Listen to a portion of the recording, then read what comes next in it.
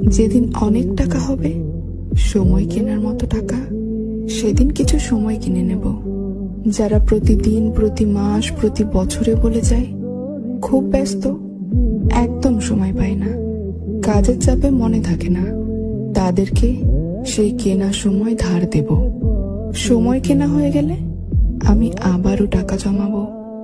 এরপর কিনবো অজুহাত, পৃথিবীর সমস্ত অজুহাত কিনে জমা করব। যেদিন অনেক টাকা হবে, সময় কেনার মতো টাকা, সেদিন কিছু সময় কিনে নেব। যারা প্রতিদিন, প্রতি মাস, প্রতি বছরে বলে যায় খুব ব্যস্ত, একদম সময় পায় না, কাজের চাপে মনে থাকে না, তাদেরকে সেই কেনা সময় ধার দেব। সময় কেনা হয়ে গেলে আমি আবারও টাকা জমাবো।